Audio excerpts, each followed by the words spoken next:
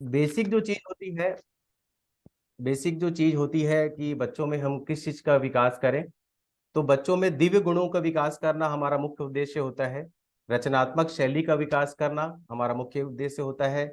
अपने संस्कृति का ज्ञान होना चाहिए, चाहे हम किसी भी स्टेट में हो, किसी भी परिवार से हो।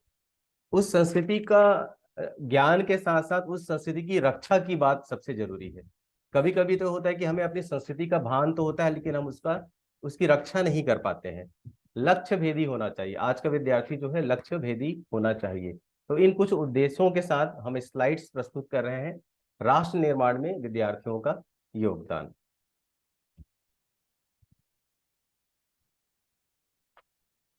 ये हमारा सेकंड स्लाइड है, इसमें लिखा है मनुष्य में देवत्व का उदय और धरती पर स्वर्ग का अवतरण।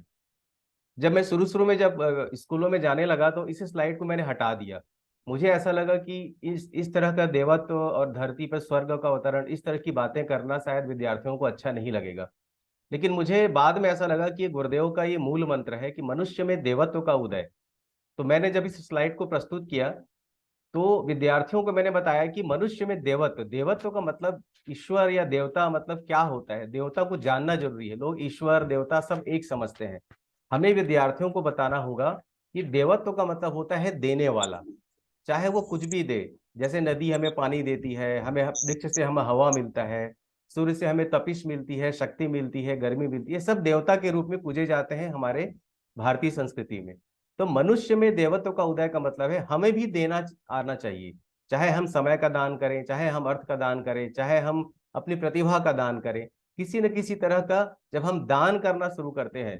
सूर्य से इतनी ऊर्जा प्रतिदिन निकलती है, लेकिन फिर भी कभी सूर्य के अंदर ऊर्जा की कमी नहीं हुई। वृक्ष के अंदर से इतनी हवाएं पैदा होती है, इतने वायु पैदा होते हैं, लेकिन कभी वहां पे वायु की कमी नहीं हुई। तो इस तरह का जब हम बच्चों को, विद्यार्थियों को समझाते हैं, तो बच्चा जो है, विद्यार्थी जो है, बहुत बहुत ही इंटरेस्टिंग और जिज्ञासा के साथ इन चीजों को सुनता है और समझता है। और धरती पर स्वर्ग का अवतरण से मतलब स्वर्ग हमें कहीं बाहर से नहीं लाना है। हमारा जो घर है, हमारे लिए धरती वही है। हम अपने घर से शुरू करें और अपने घर से ही स्वर्ग, स्वर्ग का मतलब होता है जहाँ पे हर तरफ सुख हो, कोई दुखी ना हो, सबके सद्विचार हो, सब सकारात्मक सोच हो। स्वर्ग का मतलब यही होता है, जो किसी की भावनाओं को ठेस न पहुंचाए। तो इस तरह से मनुष्य में देवत्व का उदय और धरती पर स्वर्ग का अवतरण, ये जो फार्मूला हमें भगवान गुरुदेव ने दी है, जो स्वयं महाकाल थे, अगर हम इस चीज को विद्यार्थियों के अंदर समा दें और इसको रटा दें उस बच्चे को, तो बच्चा अगर कुछ गलत भी करता है तो उसे ये श्लोक्ति याद आती है, और वो शायद कहीं न कहीं गलत दिशा में जाने से बचता है।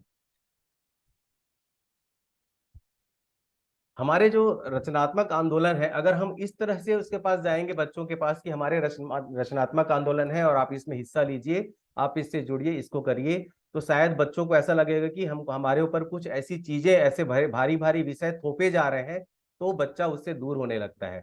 तो हम पहले उसकी एक इंट्रोडक्शन करके बच्चों को, कि हमें राष्ट्र निर्माण क्या है, आपका क्या योगदान है, ऐसा कहते कहते धीरे धीरे हमें आंदोलन में आना रहता है। और सबसे पहले हम उन्हें एक बीज की कहानी सुनाते हैं। बीज की कहानी कैसी होती है, जैसे कि एक बीज है जो किसी अच्छे किसान के हाथ में पड़ा और अच्छे उर्वरक उर्वरक वाले खेत पे चला गया, और वो वृक्ष बन करके बड़ा हुआ, और वो सारे विश्व को, सारे धरती को, सारे मानव जीवन को या जीव जंतुओं को सुख पहुंचाता है, यानी वो बहादुरी का कार्य करता है। वो बीज जो है धरती के अंदर जाता है, अपने आप को गलाता है, अपने बाहर के आवरण को तोड़ता है। उसके बाद बाहर, जब धरती से बाहर आता है, तो जीव जंतुओं से बचता हुआ एक बहुत बड़े वृक्ष में परिणित हो जाता है। और हमें रोटी कपड़ा मकान, जो वृक्ष देता है रोटी कपड़ा मकान, वो हमें वृक्ष से ही मिलता है। तो ये तो होगी बीज की एक बहादुरी वाली गति।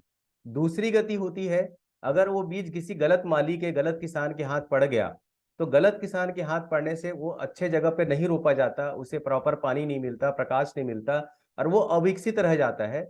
और अविकसित होने की वजह से वो किसी भी तरह का काम का वो नहीं होता, जो कि हम कह सकते हैं कि विवशता, वो विवश हो जाता है। उगता तो जरूर है वो, चाहे गमले में उगे, चाहे बागवानी में उगे, लेकिन वो विवश होता है, वो कुछ कर नहीं पाता, नहीं वो फल दे पाता है, नहीं बड़ा वृक्ष बन पाता है, और नहीं उसमें, बल्कि उल्टे उसमें बीमारियां लग जाती है, कीट कीट पतंगे उसको खाने लग जाते हैं। ये होती है विवशता का एक स्टेज। तीसरा जो स्टेज होता है बीज का, वो होता है कायरता का। कायरता कैसे होता है, वो बीज उस बोरी से बाहर ही नहीं निकलना चाहता। वो बीज डरता है कि मुझ में गल जाऊंगा, मेरे आवरण टूट जाएंगे, मैं क्यों भीगूं, मैं क्यों अपने आप को गलाऊं। तो गलने से डरता है, बाहर निकलने से डरता है, और उस वजह से वो उस बोरे में रखा रखा उसमें घुन लग जाता है, और वो बीज उसी अवस्था में ही खत्म हो जाता है। तो आज भी अगर आप देखेंगे तो विद्यार्थियों का जो जीवन है इन्हीं तीन जो स्टेजेस हैं, एक तो बहादुरी का, एक है विवशता का, और तीसरा कायरता का। इन तीनों में ही वो बच्चा जो है अलग अलग डिवाइड हो जाता है। कोई बहादुर बन जाता है, देश सेवा करता है, कोई विवश होता है, कोई नशे के जाल में फंस जाता है, और कोई तो घर बैठे बैठे कुछ भी नहीं करता, बल्कि वो समाज पे, परिवार पे बोझ बनकर रह जाता है। तो इस तरह की हम छोटी सी कहानी से पहले उससे इंट्रोडक्शन करते हैं, फिर हम उससे अलग अलग आंदोलनों के बारे में उसका इंट्रोडक्शन करते हैं। तो हमारे जो रचनात्मक आंदोलन है, जैसे कि आप सभी को पता है, पहला जो हमारा आंदोलन है साधना, दूसरा जो हमारा आंदोलन है शिक्षा, तीसरा जो हमारा आंदोलन है स्वास्थ्य, चौथा आंदोलन है पर्यावरण, पांचवा आंदोलन है स्वावलंबन, छठवां आंदोलन है नारी जागरण, और सातवां है कुरीति एवं व्यसन मुक्ति का आंदोलन। अब गुरुदेव ने अपनी बुक्स में लिखा है कि जो 7 आंदोलन है, इसकी जो धुरी है वो है साधना। लेकिन मैंने बहुत से परिजनों के से सुना कि नहीं, हम स्कूलों में साधना नहीं कराएंगे, बाकी सारे और जितने भी आंदोलन है उसे हम बताएंगे, शिक्षा बताएंगे, स्वास्थ्य बताएंगे। लेकिन मैंने अपने अनुभव में ये देखा कि अगर हम साधना को बहुत अच्छे तरीके से प्रस्तुत करें, तब जाके आपके बाकी जो 6 आंदोलन है वो बच्चा समझ पाता है और वो आगे जीवन में उसे अपना पाता है। साधना का मतलब क्या है, जैसे कि हम एक चक्के का उदाहरण देते हैं। जैसे हम जब छोटे छोटे थे तो एक टायर होता था, उसको डंडे से मार करके चलाते थे, क्योंकि उसमें एक्सल नहीं हुआ करता था। तो इस आंदोलन, जितने भी 7 आंदोलन है, इसमें साधना एक एक्सल का काम करता है, एक एक धुरी का काम करता है। इसी धुरी के इर्द गिर्द ये 6 आंदोलन जो है वो रन करते हैं, चलते हैं। और गायत्री परिवार का भी यही विचार रहा है कि साधना को फर्स्ट प्रायोरिटी दिया जाता है। अगर हम साधना नहीं करेंगे तो हमारा कोई भी कार्य सक्सेस नहीं होता।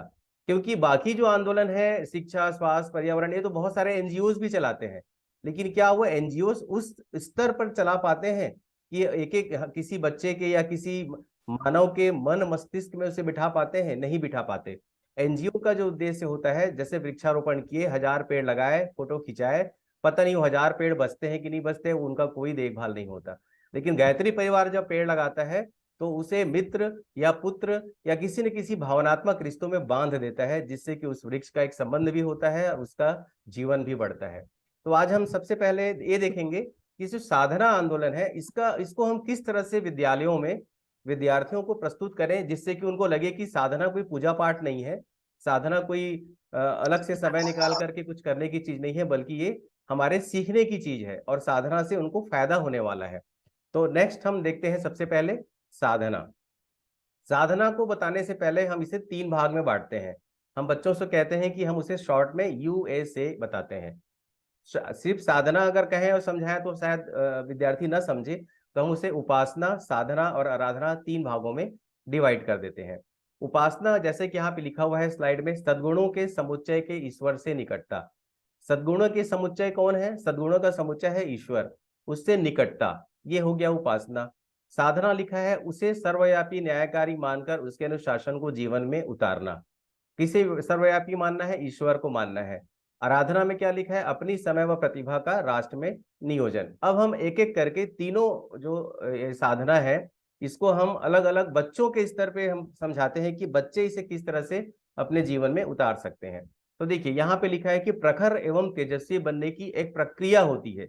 अगर मैथ्स सीखना है तो मैथ्स के टीचर के पास जाना होगा, आर्ट सीखना है तो आर्ट के टीचर के पास जाना होगा। ठीक इसी तरह अगर हमें साधना सीखना है, अगर प्रखर बनना है, अगर हम बच्चे से कहें आपको प्रखर बनना है, तेजस्वी बनना है, बुद्धिमान बनना है, आपको ज्ञानवान बनना है, तो आपको उपासना करनी होगी। अब वो बच्चा घबराता है कि उपासना क्या है। जनरली जब हम खुद गायत्री परिवार में जाते थे मंदिरों में, तो हमसे कहा जाता था कि उपासना करो, साधना करो, आराधना करो। तब हम भी नहीं समझ पाते थे कि तीनों अलग अलग चीज है क्या, इसका मतलब क्या होता है। तो दरअसल अगर हमको समझाना है कि उपासना क्या है, तो हम बच्चों को बहुत ही सरल शब्दों में समझाते हैं कि उपासना का मतलब होता है अपने आप को डेवलप करना। अर्थात डेवलप कैसे करेंगे? जब हम ईश्वर के समीप बैठेंगे। अब ईश्वर के समीप बैठने का मतलब क्या हुआ? बच्चा बोलता है कि हम ईश्वर के समीप तो रोज बैठते हैं, हम बैठने से हमें क्या मिलेगा? तो हम एग्जाम्पल दे करके समझाते हैं, जैसे कि आप जब बर्फ के पास जाते हो तो आपको बिना मांगे ही आपको ठंडकता महसूस होने लगती है। जब आप अग्नि के पास जाते हो, जब आग के पास जाते हो, तो बिना बोले आपको गर्मी महसूस होने लगती है। इसी तरह से हम जब ईश्वर के समीप बैठते हैं तो ईश्वर के अंदर जो ऊर्जा है वो हमें अपने आप मिलने लगती है सूक्ष्म रूप में। सूक्ष्म रूप में हम शक्तिमान होने लगते हैं, शक्तिवान होने लगते हैं, और हमारे विचारों को बल मिलने लगता है। ये उपासना है, अर्थात ईश्वर के समीप बैठना। अब विद्यार्थी हमसे पूछता है कि ईश्वर से समीप समीप बैठेंगे तो हमें क्या अच्छे नंबर आ जाएंगे, क्या हमें वो चीजें मिल जाएगी जो हम मांगना चाहते हैं? तो हम बच्चों से बोलते हैं कि नहीं, ईश्वर के पास ना गाड़ी है, ना घोड़ा है, ना घर है, ना बंगला है, ना गाड़ी, कुछ भी नहीं है। ईश्वर के पास सिर्फ, अगर सिर्फ है तो सिर्फ शक्ति है, एनर्जी है। जो कुछ भी करना है आपको करना है। आप ईश्वर से सिर्फ शक्ति मांगो। हम, भगवान ने हमारा शरीर रूपी एक सिस्टम बनाकर दिया है, हमें पसीना बहाना है, हमें मेहनत करना है, उसके बाद ही वो चीज मिलेगी। जैसे कि अगर हमारे घर में वायरिंग हो जाए, एसी लग जाए, कूलर लग जाए, पंखा लग जाए, लेकिन अगर उसमें इलेक्ट्रिसिटी ही ना हो, अगर उसमें इलेक्ट्रिसिटी का फ्लो ना हो, तो वो कोई भी आपका जो जो इंस्ट्रूमेंट है वो कोई वर्क नहीं करेगा। नहीं आपका हीटर गर्म होगा, ना आपका फैन चलेगा, ना एसी चलेगा, ना कूलर चलेगा। ठीक ऐसे ही सारे आंदोलन है, जो 6 आंदोलन है, अगर इसमें हम साधना रूपी शक्ति का प्रवाह हम नहीं देंगे बच्चों को, तो वो किसी भी तरह से किसी भी चीज में उतने सक्सेसफुल नहीं होंगे, उसको अपने जीवन में उतारने में उनको दिक्कत होगा। लेकिन जब उपासना के माध्यम से उन्हें बताते हैं कि आप डेवलप करो अपने आप को, ईश्वर के समीप बैठो, चिंतन करो, मनन करो, फिर विद्यार्थी हमसे ये पूछता है कि सर हम कैसे करें, उपासना का तरीका क्या होता है, वो तरीका बताइए। तो उपासना करने का जो सबसे, वैसे तो ध्यान और जप है, लेकिन हम बच्चों को जप के बारे में नहीं बताते, हम बच्चों को ध्यान करना सिखाते हैं। और हमारे गायत्री परिवार में तो बहुत अच्छा ध्यान का तरीका है, उगते हुए सूरज का ध्यान करना। उगते हुए लालिमा, सूर्य की लालिमा, उसको ध्यान करना आंखें बंद करके। सूर्य सूर्य सूर्य उगने से पहले या कभी भी आप बैठ करके 5 मिनट 10 मिनट का ध्यान शुरू करें। इससे बच्चा जो है बहुत आसानी से सीखने लगता है और उन चीजों को पकड़ने लगता है। उगते हुए सूरज का ध्यान कराना, हिमालय पर्वत का ध्यान कराना। अगर उनको डॉक्टर बनना है, इंजीनियर बनना है, तो डॉक्टर बनने के बाद वो कैसे सेवा करेंगे उसकी कल्पना में डूब जाना। अगर उनका कोई इष्ट है, आराध्य है, ईश्वर है, तो उसका ध्यान करना। अगर वो कभी किसी मंदिर में गए हैं, किसी तीर्थ स्थल पे गए हैं, उसका ध्यान करना। तो ये छोटे छोटे सरल माध्यम है जिसके माध्यम से हम बच्चों को उपासना से जोड़ सकते हैं। इससे बच्चों को लगता है कि नहीं, ये तो बहुत काम की चीज है और ये हमारी बहुत उपयोगी चीज बता रहे हैं। तो ऐसा सोच के बच्चे बहुत इंटरेस्टिंग रूप से सुनते हैं। फिर हम उसे मैग्नेट का एग्जाम्पल देते हैं। जैसे चुंबक जो होता है बहुत सारे लोहे को खींच लेता है, वो जो शक्ति खींचती है हमें दिखती नहीं है कि किस शक्ति से खींच रही है, बस वो लोहे का जो कील है वो खींच करके चिपक जाता है, किससे? चुंबक से चिपक जाता है। तो इसी तरह से जब हम उपासना करते हैं, ईश्वर के समीप बैठते हैं, तो ईश्वर हमें अपने आप अपना ज्ञान देने लगते हैं, अपने तरफ खींचने लगते हैं, और हमें सद्ज्ञान रूपी विचारधारा से जोड़कर, सकारात्मक विचारधारा से जोड़कर हमें अच्छे कार्य करने के लिए प्रेरित करते हैं। इस तरह से हम उपासना को विद्यार्थियों को समझा सकते हैं। दूसरी चीज है साधना। साधना का मतलब होता है कंट्रोल करना। कंट्रोल करने का मतलब क्या हुआ? जैसे हम उन्हें कहते हैं कि आप अपनी बुराइयों को हटाइए। अगर आपके अंदर 10 बुराई है, अगर आपने एक बुराई हटा दी, तो आपकी बुराई की संख्या एक घट गई। तो इसके लिए हम उन्हें बताते हैं संयम का। संयम किस किस तरह का संयम? इंद्रिय का संयम बताते हैं, अर्थ का संयम बताते हैं, विचार का संयम बताते हैं, और समय का संयम बताते हैं। कंट्रोल करना, कंट्रोल करना कैसे? अगर बच्चे को लगता है कि उसको बहुत गुस्सा आ रहा है, तो उसे गुस्से को कंट्रोल करना है। अगर उसे लगता है कि कोई उसका बुरा कर गया, उसके मुंह में गाली आ रही है, तो गाली को कंट्रोल करना। अगर उसे लगता है कि किसी बच्चे ने उसका कुछ नुकसान किया है और उसको मारना चाहता है, तो उस चीज को, हाथ को रोक लेना। इस तरह का कंट्रोल हम बच्चों को सिखाते हैं। और उनसे ये कहते हैं कि आप इंद्रियां, जो ईएनटी है, ईयर नोज थ्रोट, हमारा टंग, हमारा स्किन, बुरा मत देखो, बुरा मत सुनो, बुरा मत बोलो। एक्चुअली साधना में बच्चों को हमें कंट्रोल सिखाना चाहिए कि अगर कुछ बुरा मन में आ रहा है उसे ना बोलो, बुरा ना देखो, बुरा ना सुनो, है ना। और खाने का भी, जब चीज खाने की जो चीज है, स्वाद जो है हमारा जीभ लेता है, तो हमें अच्छे संतुलित आहार का स्वाद लेना चाहिए, जीभ से मीठी वाणी बोलनी चाहिए। इस तरह का जो है सही साधना करना हमें बच्चों को सिखाना है। बच्चों के लिए साधना का जो तरीका है वो अलग है, विद्यार्थियों के लिए आप जब साधना जब तक नहीं जोड़ेंगे, तब तक बच्चा जो है सही रास्ते पे चलने की विचारधारा में नहीं जुड़ सकता। और क्या हो सकता है, जैसे हम जब इंद्रिय संयम की बात जब करते हैं, तो हम क्या बात करते हैं कि आप जैसा सोचोगे वैसा बन जाओगे। हम बच्चे से कहते हैं कि आप जैसा विचार करोगे वैसा ही बन जाओगे। जब हम बात करते हैं कि समय के बारे में तो हम क्या बात करते हैं कि उसके बारे में early to bed and early to rise, healthy wealthy and wise. इस तरह के जो श्लोक होते हैं, इस तरह के जो पोएम के जो श्लोक है, छोटे छोटे सेंटेंस है, इनसे हमको जोड़ना है। उनको एकदम भारी भरकम विषयों से नहीं जोड़ना है। तो बच्चा को हमें टाइम मैनेजमेंट सिखाना है। टाइम मैनेजमेंट जो बच्चा पोएम में पढ़ता है कि early to bed and early to rise, healthy wealthy and wise, actually ये साधना का ही एक इजी पॉइंट है उस बच्चे के लिए कि समय का मतलब क्या होता है, हमें जल्दी सोना है, जल्दी उठना है। ठीक है। अर्थ संयम, जितनी चादर आप उतना ही पैर फैलाइए। हम बच्चों को बताते हैं कि आपके जो पापा हैं और जितना पॉकेट मनी देते हैं आप उसी में से खर्च करिए। अगर आपको किसी चीज का शौक है तो जितना आपका बजट है आप उसके अंदर ही बजट बनाइए, उसका प्लान करिए। अगर आपको 20,000 रुपए का मोबाइल चाहिए और आपकी पापा की आमदनी जो है 10,000 रुपए है, तो बताइए आपके पापा 10,000 कहाँ से लाएंगे। तो इस तरह से बच्चों को हम अर्थ का संयम भी इसी साधना के अंतर्गत कंट्रोल करना सिखाते हैं। क्योंकि जब तक वो बच्चा कंट्रोल नहीं सीखेगा, चाहे वो किसी भी तरह का कंट्रोल हो, तब तक वो साधना के स्तर पे या आगे जाकर राष्ट्र के स्तर पे, जैसे गुरुदेव कहते हैं कि आप हनुमान बनो, हनुमान के स्तर पे वो बच्चा नहीं बन पाएगा। हम वाणी का संयम सिखाते हैं बच्चों को। हम कहते हैं टॉक लेस, है ना, work more. Talk lace work more, आप बातें कम करो, काम ज्यादा करो। बच्चे बातें बहुत करते हैं, तो हम उसको ये कहते हैं कि आप जब साधना करें तो बातें कम करें और उसको वर्क मोर। फिर हम एग्जाम्पल देते हैं। साधना में आप क्या एग्जाम्पल दे सकते हैं, जैसे कि मैं अपना एग्जाम्पल देता हूँ जनरली बच्चों को। वहां पे जैसे पानी रखा होता है ग्लास में, तो मैं कहता हूँ बेटा मुझे प्यास लगी है पानी की, तो मुझे पानी पिला दो। अगर मैं कहूँ कि इस ग्लास में पानी रखा हुआ है, जूठा ग्लास है, उसमें आधा पानी भरा हुआ है, तो क्या आप पानी ऐसे ही पिला दोगे मुझे? तो बच्चे बोलते नहीं सर, हम उस पानी को पहले फेंकेंगे, फिर इस ग्लास को धोएंगे, धोने के बाद फिर उसमें साफ पानी भर करके आपको पिलाएंगे। तो देखिए बच्चा ऑटोमेटिकली उन चीजों को बोल रहा है। उस ग्लास में जो भरा हुआ गंदा पानी है, जो जूठा पानी है, उसे वो फेंकता है, अर्थात अपनी बुराई को बाहर निकालने की बात होती है।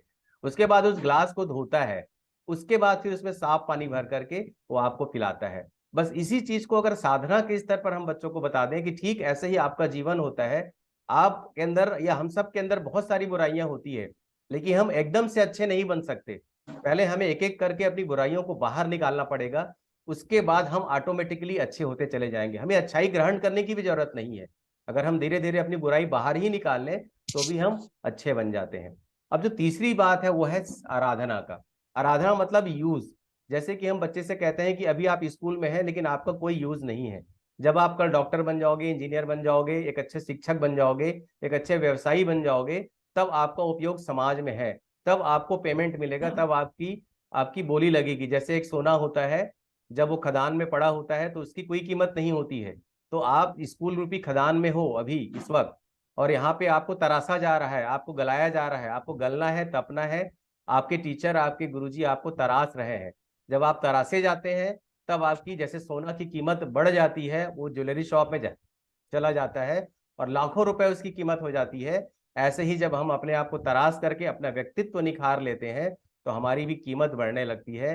हमारे चरित्र की प्रशंसा होती है, हमारे चिंतन की प्रशंसा होती है, और हमारे व्यवहार को लोग जो है वो परखने लगते हैं।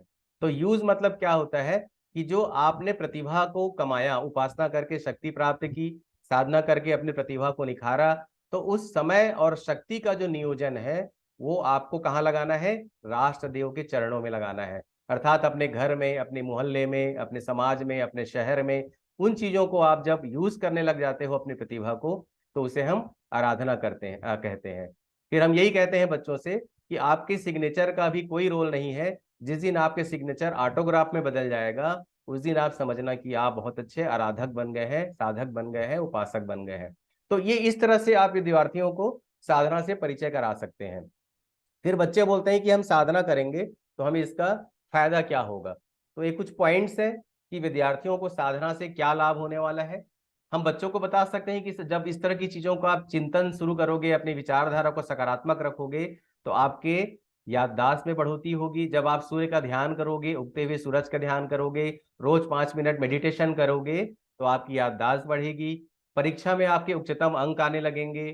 किसी विषय में ध्यान जल्दी लगने लगेगा आपका, आपका मन शांत रहेगा, आपका विचार सकारात्मक होगा, आपकी वाणी मधुर होगी एवं संतुलित होगी, आत्मविश्वास आपका बढ़ने लगेगा। तो इस तरह से साधना जो है उसको हम जब स्कूल में जाते हैं या कॉलेज में जाते हैं, तो इस साधना को आप जरूर बताइए बच्चों को। बिल्कुल इसे एग्जिट या इसे ओमिट मत करिएगा, क्योंकि जब तक हम साधना नहीं करेंगे, मैं खुद एक डॉक्टर हूं, मुझे गायत्री परिवार से जुड़े 20 साल हो गया है, लेकिन जब मैं साधना से जुड़ा तब मुझे गुरुदेव ने काम करने का मौका दिया। उससे पहले मैं भी गायत्री परिवार जाता था, अपना क्लिनिक में 10 बाई 10 से क्लिनिक में बैठ के काम करता था, यज्ञ हवन सब कुछ करता था, लेकिन जो चीज जो मुझे गुरुदेव ने दिया वो साधना करने के बाद ही दिया।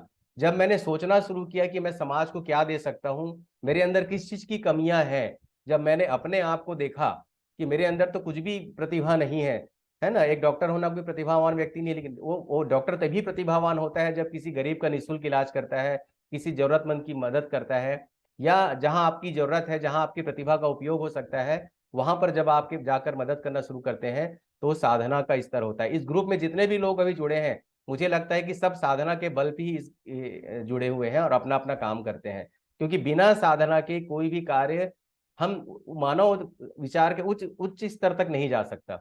अगर मानव विचार को उच्च स्तर तक जाना है तो बिना साधना के वो संभव नहीं है। तो इस तरह से हम जो प्रथम आंदोलन है साधना का, हम इतना ही आज करते हैं और ये लगभग बच्चों के लिए काफी होता है। दूसरा जो हमारा आंदोलन है वो है शिक्षा का। शिक्षा का जो आंदोलन बहुत इंपॉर्टेंट है, और बहुत से लोगों को ये गलत फहमी है कि शिक्षा शिक्षा जो होती है मतलब सिर्फ स्कूल जाना, कॉलेज जाना और वहां पे जाकर के अपना पढ़ना लिखना ही शिक्षा है। तो वो तो ठीक है कि स्कूल जाना, कॉलेज जाना, पढ़ना लिखना है, लेकिन आपने भी देखा होगा कि आज सभी स्कूलों के बाहर लिखा होता है विद्यालय, लेकिन किसी भी स्कूल में विद्यालय स्तर यानी विद्या का विकास नहीं हो रहा है। जितने भी विद्यालय हैं वो शिक्षालय बन करके रह गए हैं। पहले हमारे भारत में, राष्ट्र में, हमारे देश में ऋषि परंपरा थी, गुरुकुल परंपरा थी। जिस गुरुकुल परंपरा में जो विद्यार्थी होता था 25 साल तक पढ़ता था, और वहां पर अपने घर को चलाने का प्रबंधन सीखता था, परिवार प्रबंधन सीखता था, समाज प्रबंधन सीखता था, हर तरह का प्रबंधन उन्हें सिखाया जाता था। फिर 25 साल के बाद वो गृहस्थ आश्रम में आता था और बहुत अच्छे से समाज और घर का वो संचालन करता था। वो चीजें अब टूट रही है, संयुक्त परिवार से हम एकल परिवार हो गए हैं, बहुत दूरियां बढ़ गई है, कम्युनिकेशन गैप हो गया है। और इसका जो कारण है सबसे बड़ा वो है विद्या का अभाव। शिक्षा और विद्या, यहाँ पे देखिए आप लिखा है शिक्षा और विद्या का समन्वय। शिक्षा क्या है और विद्या क्या है ये जानना बहुत जरूरी है।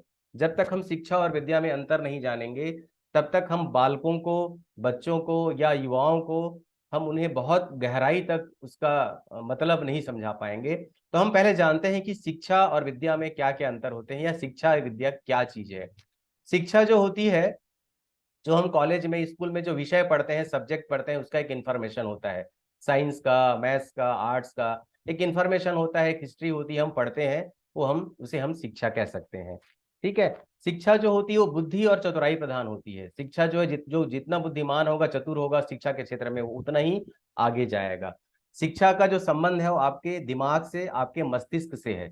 शिक्षा का जो संबंध है आपके मस्तिष्क से है, और विद्या का जो संबंध है आपके हृदय से है। शिक्षा आपको भावुक होना नहीं सिखाता, कम सिखाता है, लेकिन विद्या जो है आपको भावनात्मक रूप से सोचने पे मजबूर कर देता है। शिक्षा जो होता है एक्चुअल जो होता है सिर्फ एक ज्ञान होता है। हम बोल सकते हैं कि एजुकेशन मतलब एक ज्ञान है ना, ज्ञान है, लेकिन विद्या जो होता है वो करेक्ट नॉलेज है। अगर शिक्षा नॉलेज है तो विद्या करेक्ट नॉलेज है, यानी सही ज्ञान अगर है तो वो विद्या है। हमारे जो बुजुर्ग थे, हमारे जो पूर्वज थे, वो कोई स्कूल कॉलेज नहीं था उस समय, फिर भी बहुत विद्वान हुआ करते थे, और अपने परिवार और समाज को बहुत अच्छे से वो संचालन किया करते थे। जो शिक्षा जो हमें मिलता है वो एक शिक्षक से मिलता है, लेकिन विद्या जो मिलता है हमें एक गुरु से मिलता है। एक शिक्षक भी एक गुरु का कार्य कर सकता है। ऐसा नहीं है कि कोई शिक्षा है तो गुरु नहीं बन सकता। गुरु तो माता पिता सबसे प्रथम गुरु होते हैं, लेकिन मैं देखता हूँ बहुत सारे ऐसे शिक्षक हैं जो शिक्षा के साथ साथ गुरु का भी कार्य करते हैं और बच्चों को बहुत मोटिवेट करते हैं। जब मैं स्कूल में क्लास 6 में था तो हमारी एक मैडम थी। वो मैडम सब्जेक्ट होने के बाद हमें नीति शिक्षा की एक कहानी जरूर बताती थी। वो मैडम की जो नीति शिक्षा है, शायद मैं आज उसी की वजह से एक आध्यात्मिक लाइन में हूं, तो उसका कारण वही है। क्योंकि अपने सब्जेक्ट तो सभी पढ़ाते हैं, लेकिन 10 मिनट 5 मिनट निकाल करके जीवन की से संबंधित चीजों को बताना, वो बहुत बड़ी बात है, जो कि बहुत कम शिक्षक करते हैं।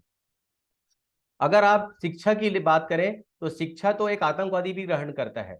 आतंकवादी भी शिक्षित होता है, वो भी साइंटिस्ट होता है, इंजीनियर होता है, डॉक्टर होता है। लेकिन अब आतंकवादी का जो काम देखिए क्या करते हैं, विध्वंस का कार्य करते हैं। मानवता के खतरे के लिए काम करते हैं, मानव जाति को नष्ट करने में लगे हुए हैं। आज जितने बड़े बड़े देश हैं वो बड़े बड़े हथियार बनाने में अपना सबसे ज्यादा बजट खर्च करते हैं। क्यों करते हैं? इसका कारण यही है कि शिक्षा आपको सिर्फ विध्वंस, आप शिक्षित हैं तो आप विध्वंस की ओर जा सकते हैं, लेकिन अगर आपका शिक्षा और विद्या का समन्वय है, अगर आप में विद्वता है, आप में सोच है, सही विचारधारा है, तो आप अपनी शिक्षा का सदुपयोग ज्यादा करेंगे। ज्यादातर शिक्षा हम ग्रहण करते हैं स्वयं के उत्थान के लिए, अपने पैरों पे खड़े होने के लिए, अपने अपने लिए एक नौकरी की व्यवस्था करते हैं, अपने खान पान का, अपनी आजीविका की व्यवस्था हम एक शिक्षा से ग्रहण करते हैं। इससे क्या होता है, हमारा जीवन भव्य बनता है, बहुत भव्य बन जाता है। हम गाड़ी घोड़ा घर कपड़े, अपनी लाइफ स्टाइल, अपना स्टेटस मेंटेन कर सकते हैं शिक्षा से। लेकिन विद्या जब आपके अंदर आ जाती है तो आपका जीवन दिव्य हो जाता है। भव्यता तो रहती है आपके जीवन में, लेकिन आपका जीवन भी दिव्य हो जाता है। इसीलिए शिक्षा और विद्या का जो समन्वय कर चलता है, उसका जीवन दिव्य और भव्य होता है। ये हमको विद्यार्थियों को बताना पड़ता है। शिक्षा से आप बाह्य व्यक्तित्व का विकास करते हैं। आप कहीं भी जाएंगे, ट्रेन में, स्टेशन पे, किसी अनजाने जगह पे, तो लोग सबसे पहले पूछते हैं कि आप क्या करते हैं। तो हम अपना परिचय देते हैं कि हम डॉक्टर हैं, हम इंजीनियर हैं, हम शिक्षक हैं। लेकिन वो परिचय शायद एक दिखावा वाला परिचय होता है, क्योंकि हम डॉक्टर तो है लेकिन कैसे डॉक्टर हैं, हम आईएएस तो है लेकिन कैसे आईएएस हैं। क्या एक भ्रष्टाचारी आईएएस है? क्या एक भ्रष्टाचारी डॉक्टर है? क्या भ्रष्टाचारी शिक्षक है? क्या किस तरह के शिक्षक है? क्या एक बुरे टीचर है, बुरे डॉक्टर है? क्या हम डॉक्टर हो कि भी सिगरेट पी रहे हैं, शराब पी रहे हैं, नशे में डूबे हुए हैं? तो इस तरह का परिचय होता है बाह्य परिचय। को टाई कोट लगा लिए, बहुत अच्छा शूज पहन लिए, एक बड़ी गाड़ी मेंटेन कर ली, आपका बाह्य व्यक्ति तो बहुत अच्छा बताते हैं। लेकिन विद्या से आपके आंतरिक व्यक्तित्व का विकास होता है। वो आंतरिक व्यक्तित्व जिससे विचारों का आपका मंथन होता है, जो विचार है आपकी, आपका जो चिंतन है, आपका जो चरित्र है और आपका जो व्यवहार है, वहां पे आपकी विद्या का प्रभाव देखा जा सकता है। आपकी जैसी शिक्षा होगी, आपकी सोच वैसी होगी। आपकी विद्या से आपके शुभ संस्कारों का जन्म होता है। शिक्षा से तो संस्कारों का जन्म हो सकता है, लेकिन एक कल्चर का जन्म होता है। लेकिन अगर आप विद्या की बात करें तो जो अपने जो भारतीय संस्कृति के जो मानने वाले लोग हैं, जैसे हम गायत्री परिवार के लोग हैं। मैं पहले जब शुरू शुरू में जब गायत्री परिवार जब ज्वाइन किया था, तो मुझे बड़ी शर्म आती थी धोती कुर्ता पहनने में। मैं इस बात को हर जगह बताता हूँ। मतलब मैं इवन जब क्लिनिक से निकलता था, बाहर जाता था, तो कहीं पे तुरंत कपड़े चेंज करके क्लिनिक आता था। मुझे ऐसा लगता था कि लोग देखेंगे मुझे, मतलब मेरे पेशेंट देखेंगे तो लोग क्या सोचेंगे, धोती कुर्ता पहन के घूम रहा है। लेकिन शायद वो प्रारंभिक स्तर था, लेकिन धीरे धीरे जब हम साधना करते गए, जब हम और कार्य करते गए, तो बड़ा गर्व सा होता है।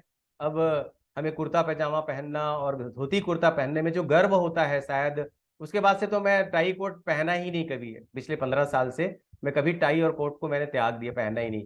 और बड़ा गर्व होता है मुझे कि मैं धोती कुर्ता और पीले झोले को लटका करके बगल में इसमें साहित्य रख करके कहीं यज्ञ कराने जाता हूँ, तो मुझे बड़ा गर्व होता है। ये चीजें कहाँ से मिली मुझे?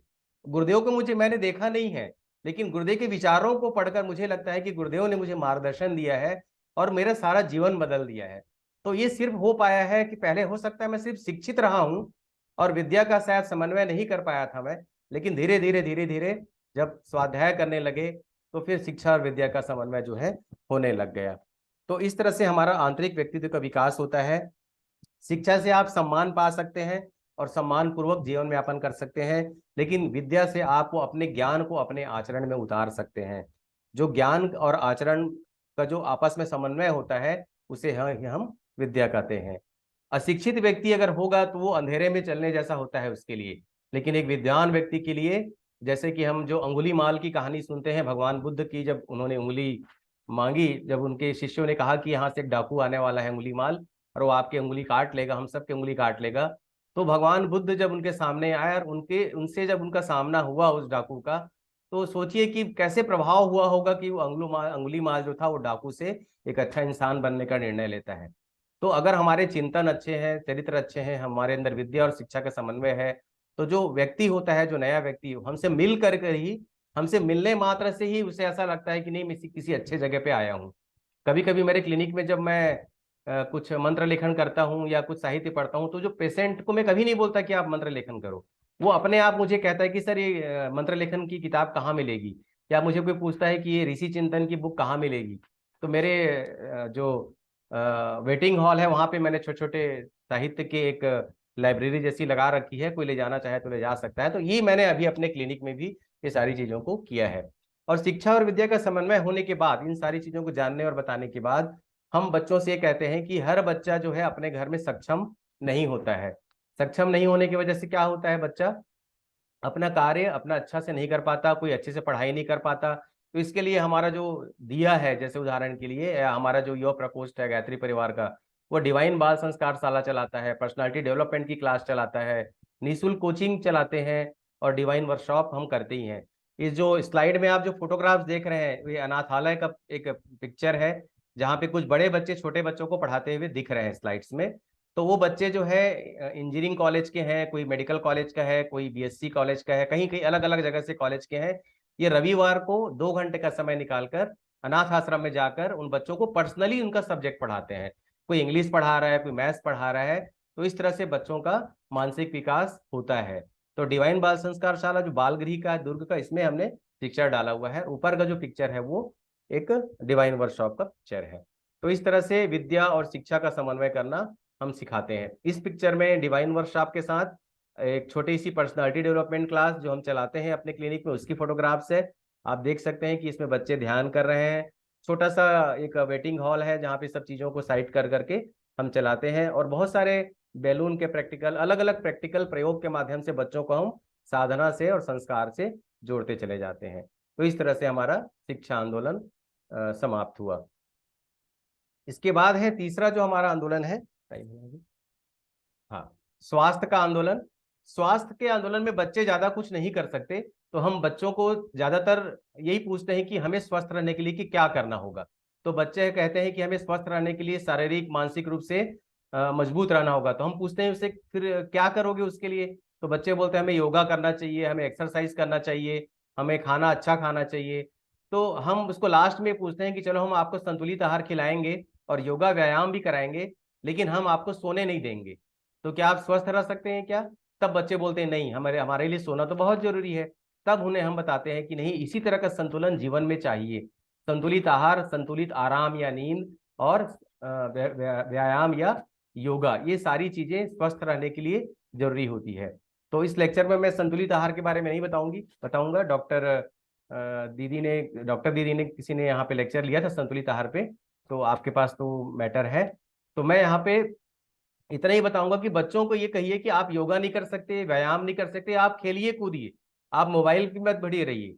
आप जब स्कूल से छुट्टी होती है थोड़ा सा ग्राउंड में आइए, आपस में एक समूह बना कर खेल कूद करिए। हमारे जो पुराने खेल कूद हैं भारत के, लट्टू चलाना, भौरा चलाना, पिट्ठूल खेलना, बहुत सारे छोटे छोटे कंची खेलना, ये छोटे छोटे खेल जो है विलुप्त होते चले जा रहे हैं। हमारे छत्तीसगढ़ सरकार ने इसके लिए एक छत्तीसगढ़ ओलंपिक का एक आयोजन किया था, जिसमें पुराने खेलों को फिर से एक प्रोत्साहित किया गया, और उसके लिए भी उन्हें प्राइज दिया गया था। तो इस तरह से बच्चों को पुराने खेलों के बारे में बताना, जो नहीं जानते उनको, वो आजकल मोबाइल गेम में इतने उलझ गए हैं कि घंटों मोबाइल में उलझे रहते हैं, और उनका आंख, उनका दिमाग, उनकी मेमोरी सब खराब हो रही है। तो स्वास्थ्य के अंतर्गत यही बताना है कि बच्चों आपको गेम्स खेलना है, दौड़ना है, सुबह जल्दी उठना है, संतुलित आहार खाना है, बर्गर पिज्जा आदि नहीं खाना है। इस सारी चीजों को, फ्रूट्स लेना है, कौन कौन से फ्रूट्स में कौन से विटामिन होते हैं, इसके ऊपर आप उनको बोल सकते हैं कि आप लिख के लाइए, आप पता करना आम में कौन से विटामिन है, केले में कौन सा विटामिन है। तो आप एग्जाम्पल के माध्यम से, जैसे हम बच्चों को जोड़ सकें, इस तरह का एग्जाम्पल बच्चों को दे सकते हैं। और बच्चों को ब्लड डोनेशन के बारे में जरूर बताइए। आज बच्चों को बताइए, आज के युवाओं को बताइए, आज के विद्यार्थियों को बताइए कि आज भारत में प्रति वर्ष 40 करोड़ यूनिट ब्लड की जरूरत पड़ती है, 40 करोड़ यूनिट। और हमारे भारत में उपलब्ध हो पाता है सिर्फ 40 लाख यूनिट। प्रतिदिन 38,000 यूनिट ब्लड की जरूरत भारत के हॉस्पिटलों में पड़ती है। लेकिन आप सोचिए, सबसे ज्यादा जनसंख्या वाला भारत देश, जहां पे अभी इतना अवेयरनेस भी नहीं है कि 40 करोड़ यूनिट में से सिर्फ 40 लाख यूनिट ब्लड का ही डोनेशन हो पाता है।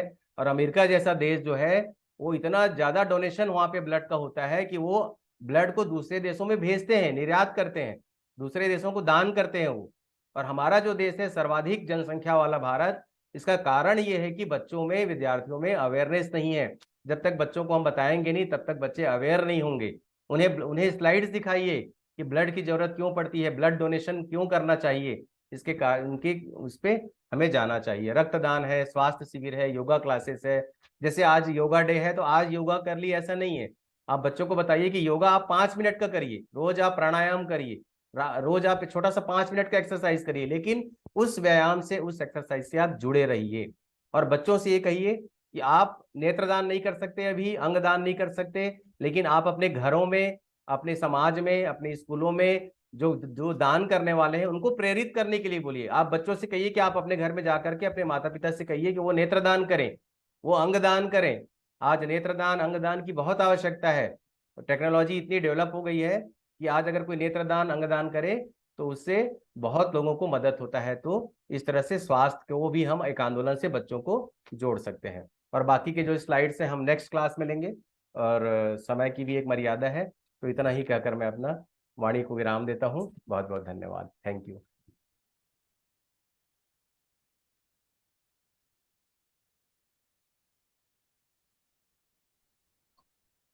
बहुत बहुत धन्यवाद भैया। बिल्कुल भैया, रिकॉर्डिंग बंद कर दें। हाँ।